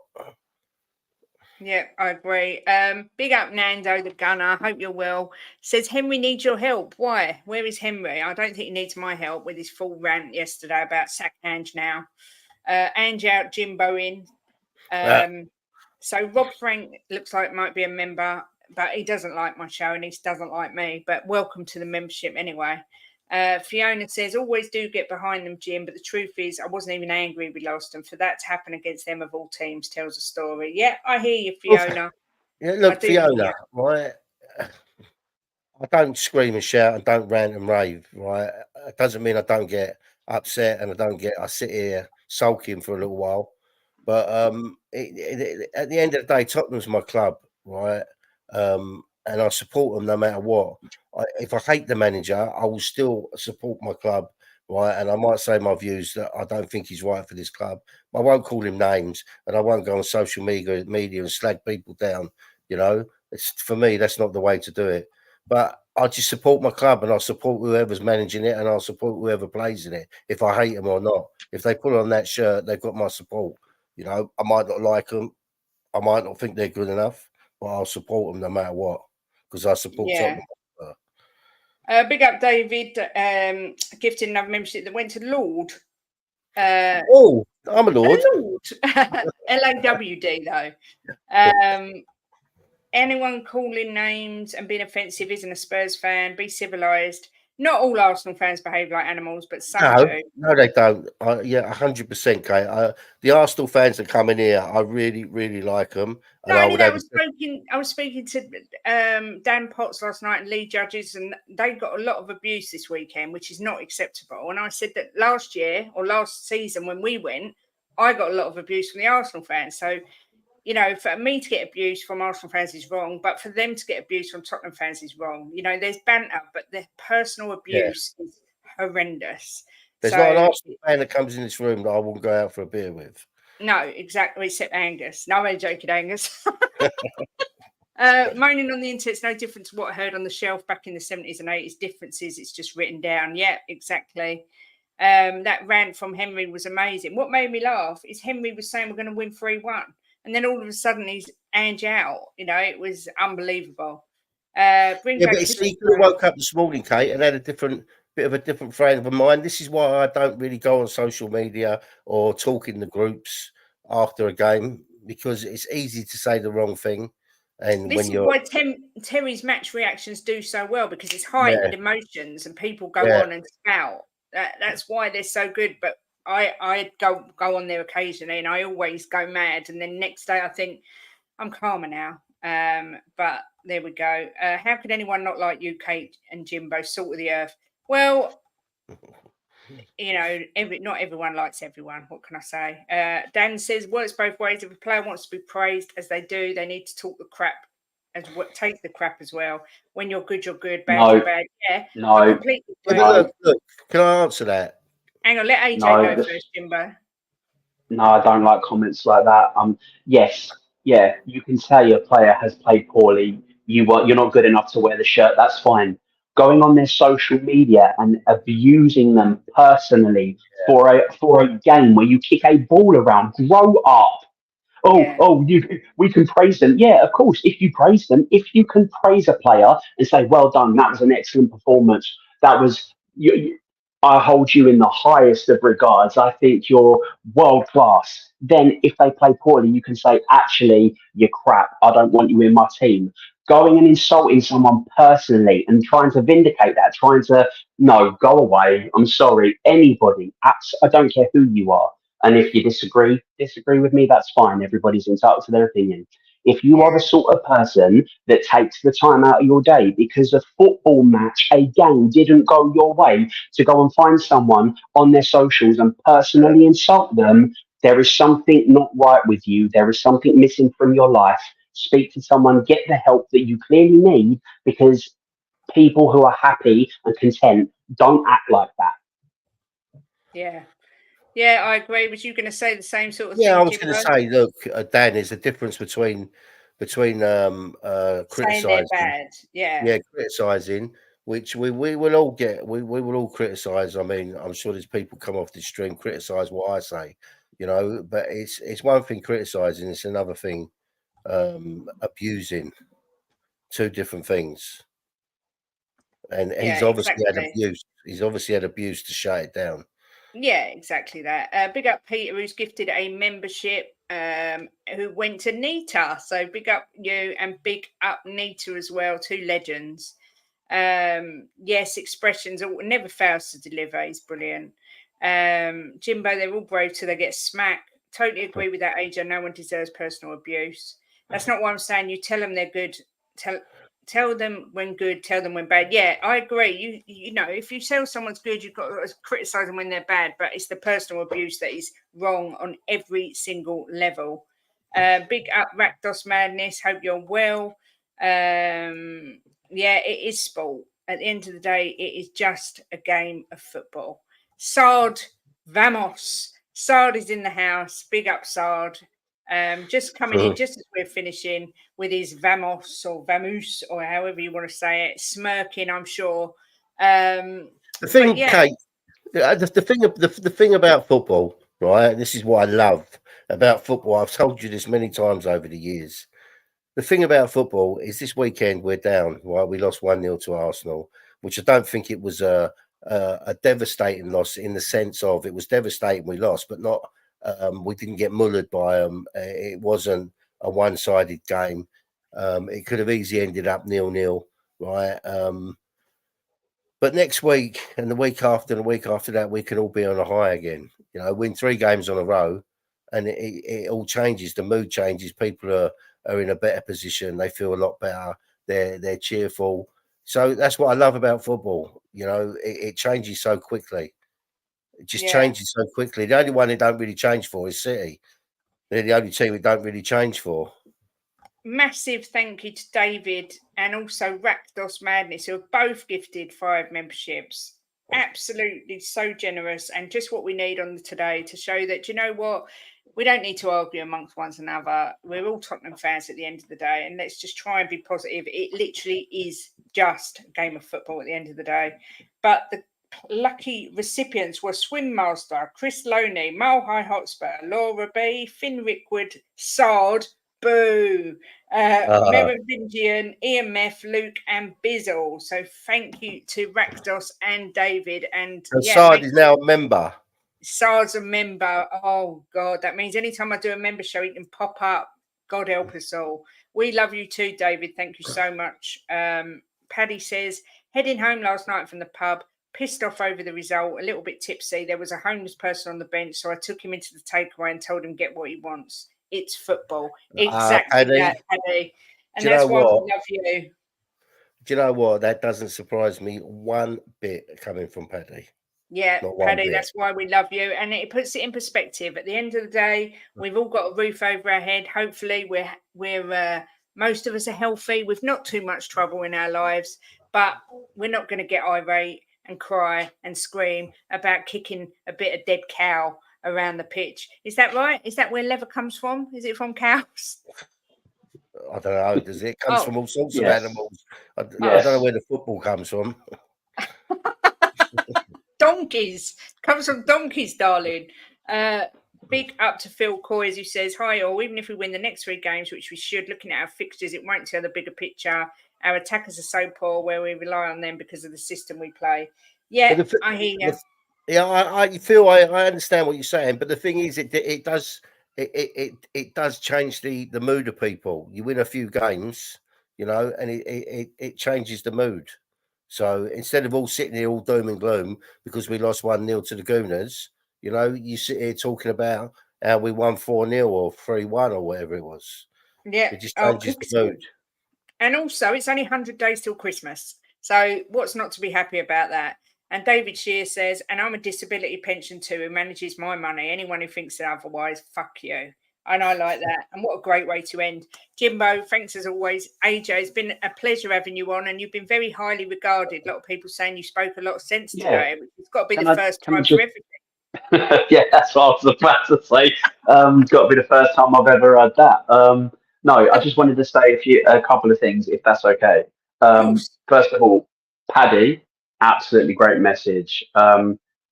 There are actual people in this world with real problems.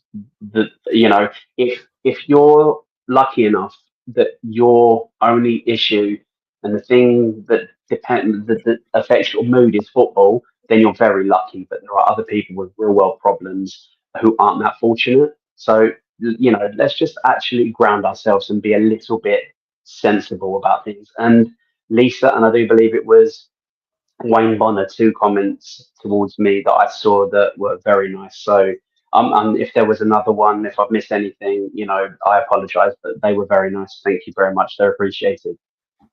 Yeah, it has. It's been a nice balanced discussion. There's been no shouting and nooting and hollering. So that's always good. AJ, you on any streams or any news, anything happening with you? Yeah, I often go on. We've changed the name of it now, Colin. It's not yeah. Two sides of the pitch, I think it is. Yeah. I'm on there quite often. Like they're good guys over there. They invite me on every now and then. Adrian invites me on. You know, he's a good guy. I like Adrian. Talks a lot of sense. I've got a lot of time for him, and of course, you 2 wonderful people who I think are amazing. And you're happy clappers just like me. So let's be smiling, happy, and celebrate. And yeah, all things flowers and sunshine and rainbows. Exactly, and yeah, as Potato says, it is a Spurs therapy session today, and it was nice. Big up to Chang with the super chat, Fiona as well for becoming a member, David Shear for gifting 11 memberships, Peter for gifting a membership, and Rakdos for gifting 5 memberships. You are all absolute legends. Thank you so much. Legends, yeah. Can I say something, Kate? I suppose so. On what Phil said, Phil Coy's, which is that one, I think, is it? Yeah. Yeah. Look, Phone. it's all right. Saved by the Bell. It's Nick. It's Nick, so I'll call him back. Ben, I don't know if Ben's still here, but I have done a redirect to Ben's stream as well. He's right. I mean, we do get judged on the playing the top 6 teams, but I mean, we've only played one, haven't we? We played Arsenal, so let's see how the rest of the season goes. I mean, we might do well against them, so we can't say. But you're right. A lot of people do judge us on that, but I judge us where we finish and how we play. And at the moment, it's not great, but I'm not suicidal. It's not how you start, it's how you finish. That's what you always tell me anyway, Jimbo. Yeah, that's right, darling. Oh, bloody hell. Look who's turned up just as we're finishing. Oh, he's just ringing me. Here he is. Look. We're just finishing, Nicholas. You can have your say, Nick. Okay. You can have your say. I had my say earlier after I missed the train. I don't know if you heard it or I don't know. I just got cut off after I said what I said. So Yeah. It came through, buddy. So I don't know. Yeah, I don't feel any better. But... No, I hear you. Piss off, Nick. Look, see that? Yeah, piss off, Nick. That was from Phil P. Thanks, piss off, Knock. That's from Phil Coys. The Phil Army are out to get you today, Nick. Do you know what I'll say? If we hadn't sold Emerson, none of this would have happened. It would have been 4-0. Jimbo, do you want to finish the show as only you can? Oh, it's very hard today. Oh my god. Oh, but I will. Too much I got information. cocktail on. I kind of never wore a Spurs shirt on protest this morning on purpose. I thought I'd put a 3 Spurs boys on because Bobby always cheers me up, him and his boys. So I thought I'd wear their shirt. So yeah, I can finish if you want me to. Go on then. All right. Anybody else want to say anything before I finish? My no, 3-1. My 3-1. It's in the bin, Angus. All right, it's in the bin. I think I said it earlier though. I did say something earlier along the line. So yeah, fair play, Angus. Fair play, all you Gooners. Look, I don't think you played well either, so I wouldn't be impressed by that. But look, it is what it is. You've got bragging rights till January. We'll leave it. We'll leave it there. We'll leave it like that. I think it's probably the easiest thing to say. Otherwise, we'll go on forever. Yeah. Right, go on then, Jimbo. We might have lost to the Gooners. Makes me feel sick, but we will be back. We are the mighty Spurs. We will be back against Coventry and Brentford. Then when we come to your house, Gooners, we will kick your fucking asses and get our own back. Come on, you mighty Spurs.